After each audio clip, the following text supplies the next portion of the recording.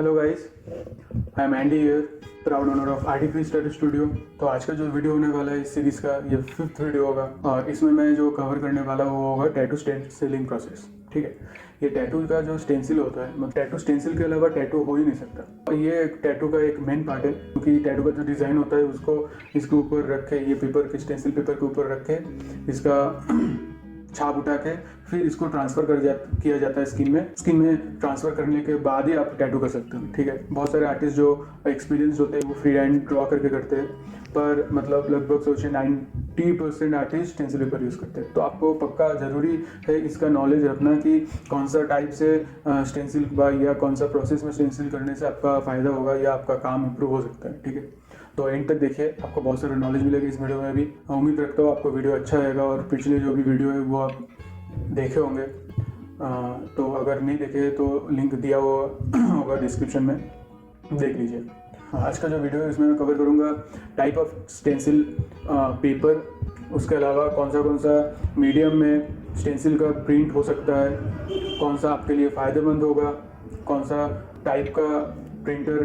Type का stencil liquid use होता है स्टेंसिल को ट्रांसफ़र करने के लिए, वो सबसे ज़्यादा तक टिकाऊ होगा, वो कौन सा स्टेंसिल लिक्विड है, इसका डिटेल में बताऊंगा मैं। और मैं स्टेंसिल का एक सिंप्लीफिकेशन प्रोसेस आपको बता दूंगा। ठीक है, और एक चीज़ मैं बताऊंगा वो होगा आपका प्लेसमेंट एंड डार्क स्किन में कैसे आपको स्टेंसिल बैठाना है। ठीक है, तो चलिए वीडियो शुरू करते हैं। पहला आएगा type of stencil paper. Stencil paper तो दो तरीके का होता है। ठीक है, एक हेक्टोग्राफ होता है, एक थर्मल होता है। जो हेक्टोग्राफ होता है ये होता है मतलब पेपर बेस्ड, ये इसके ऊपर एक थिक कोटिंग का स्टेंसिल इंक रहता है जो आपका स्किन फ्रेंडली है, मतलब ये मतलब मेडिकेटेड FDA अप्रूव्ड है कि आप स्किन में यूज़ कर सकते हो। नहीं तो अगर ये हार्श केमिकल रहे तो ये आपका, क्योंकि स्किन के अंदरूनी लेयर पर जा रहा है तो ये इसको डैमेज कर सकता है या कुछ इन्फेक्शन वगैरह भी हो सकता है। पर ये जो भी यूज़ किया जाता है आपका स्टेंसिल का इंक, तो ये FDA अप्रूव्ड होता है एंड ये मेडिकेटेड होता है, तो ये स्किन में जाके भी कोई डैमेज नहीं करता है, स्किन का इन्फेक्शन होने का कोई चांस भी नहीं रहता है। और इसके अलावा आता है और एक थर्मल पेपर। ठीक है, ये जो हेक्टोग्राफ पेपर होता है ये नॉर्मली फ्री हैंड पेपर बोलते हैं, मतलब हैंड ड्राइंग करने के लिए मैक्सिमम यूज़ होता है। तो ये जो पेपर होता है हेक्टोग्राफ पेपर, इसको आप बार बार यूज़ कर सकते हो। ठीक है, मतलब 1 से 2-3 टाइम यूज़ कर सकते हो। पर जो थर्मल पेपर होता है ये प्लास्टिक शीट के ऊपर इंक को फैलाया जाता है और एकदम एक ही लेयर का होता है। ठीक है, तो इसको आप नॉर्मली जो डिफरेंट टाइप का स्टेंसिलिंग प्रोसेस है जो अभी मैं बताऊंगा उसमें यूज़ होता है। तो इसको आप छोटा मोटा काम में यूज़ कर सकते हो जो एक ही बार में यूज़ हो सकता है, और बड़ा काम में भी यूज़ कर सकते हो जो मशीन में। तो थर्मल पेपर जो प्लास्टिक का आता है ये मतलब एक बार यूज़ करने के बाद ही वो एरिया को पूरा उठ के आ जाता है, मतलब ये खत्म हो गया। ठीक है, इसको आप रीयूज नहीं कर सकते। ना आता है टाइप ऑफ आपका स्टेंसिलिंग प्रोसेस। ठीक है, जो स्टेंसिलिंग प्रोसेस होता है बहुत सारे आर्टिस्ट करते हैं, डिजिटली करते हैं। ठीक है, और कुछ आर्टिस्ट करते हैं उसको आउटलाइन करके करते हैं, और कुछ आर्टिस्ट उसको फ्री हैंड भी करते हैं। तो डिजिटली फोटोशॉप में कैसे किया जाता है मैं उसको दिखा दूंगा, और आउटलाइन कैसे किया जाता है उसको भी मैं दिखा दूंगा।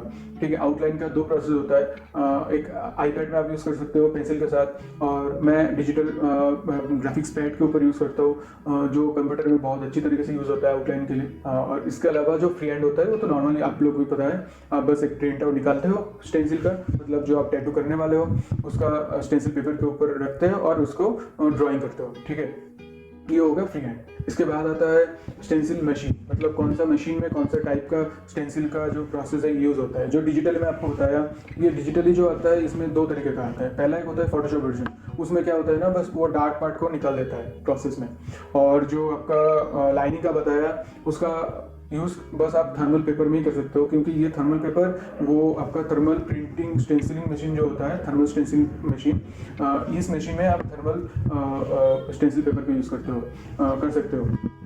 हेक्टोग्राफ को यूज़ नहीं कर सकते क्योंकि वो बहुत थिक होता है। तो इसीलिए आपको ये जो प्लास्टिक का आपका थर्मल प्रिंटिंग पेपर आता है ये 1 टाइम यूज़ होता है, तो आपको उतना फर्क नहीं पड़ेगा।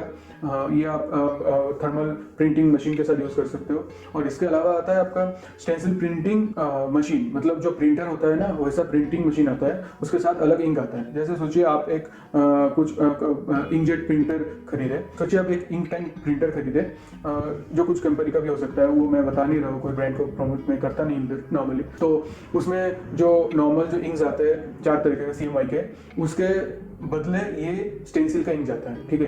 तो आप जो भी प्रिंट करोगे वो आपका स्टेंसिल के जो कलर आता है, प्रिंटर का जो कलर आता है, उसके बदले स्टेंसिल का इंक का कलर आएगा। तो अगर ये आपको स्किन में बैठा होगा स्टेंसिल लिक्विड के साथ, तो वो एकदम हूबहू स्किन में बैठ जाएगा। तो ये डिफरेंस होता है, पर इसका कॉस्टिंग बहुत ज़्यादा आता है। अगर आपको वो कॉस्टिंग मतलब मालूम नहीं है तो थोड़ा आप ऑनलाइन सर्च कर लो, डिटेल में मिल जाएगा आपको। पर मैक्सिमम इसको बहुत ही कम यूज़ करते हैं, बहुत ही ईजी प्रोसेस है, इसीलिए आपका इसका चार्जेस बहुत ज़्यादा है, आपको मालूम ही होगा। ये एकदम लेटेस्ट टेक्नोलॉजी है। इसके अलावा आता है आपका जो स्टेंसिल थर्मल स्टेंसिल प्रिंटर जो आता है।